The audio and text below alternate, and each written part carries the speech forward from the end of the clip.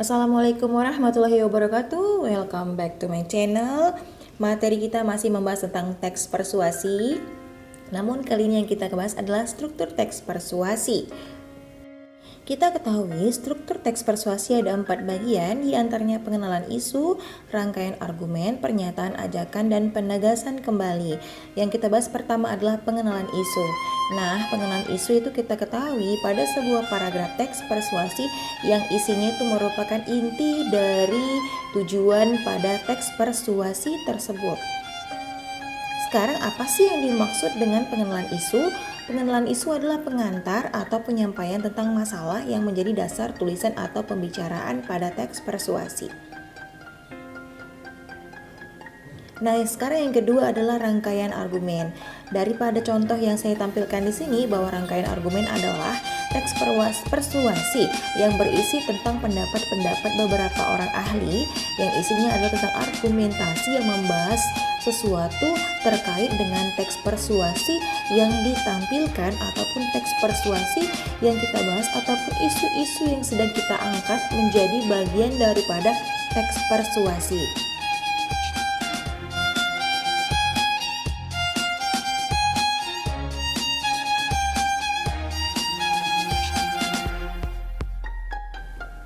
Nah, apa sih yang dimaksud dengan rangkaian argumen?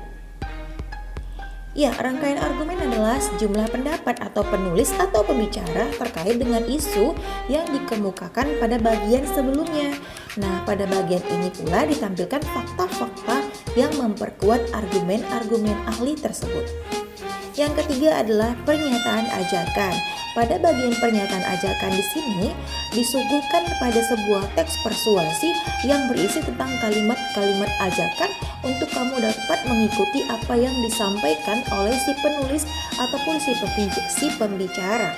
Nah, pada bagian pernyataan ajakan di sini pertama sekali dijelaskan adalah penjelasan tentang penegasan terkait hal yang dibahas, lalu diajaklah untuk kita mengikuti apa yang disarankan oleh si penulis atau si pembicara. Nah, sekarang apa sih yang dimaksud dengan pernyataan ajakan? Pernyataan ajakan adalah inti dari teks persuasi yang di dalamnya terdapat dorongan kepada pembaca atau pendengar. Pernyataan itu mungkin disampaikan baik secara tersurat atau tersirat.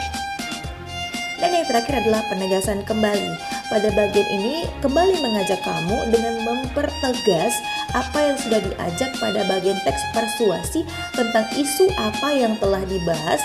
Berikut dari isu-isu pengenalan isunya, kemudian rangkaian argumen, dan terakhir adalah bagian ajakannya. Jadi ditegaskan kembali untuk poin yang keempat dari struktur teks persuasi ini. Nah, sekarang apa sih yang dimaksud dengan penegasan kembali pada struktur teks persuasi? Bahwa penegasan kembali adalah bagian dari teks persuasi yang menegaskan kembali. Sifatnya itu adalah pernyataan-pernyataan sebelumnya. Biasanya penegasan ulang ditandai dengan kata demikianlah, dengan demikian, oleh karena itulah, dan lain-lain. Nah, apa sih yang bisa kita simpulkan dalam pembelajaran hari ini? Pembelajaran kita hari ini hanya membahas seputar tentang struktur teks persuasi.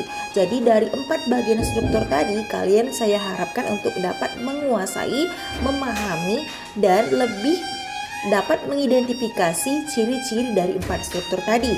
Dimulai dari penegasan isu, pengenalan isu, kemudian berikutnya adalah rangkaian argumen, kemudian adanya pernyataan ajakan, dan penegasan ulang. Itu saja, terima kasih. Assalamualaikum warahmatullahi wabarakatuh.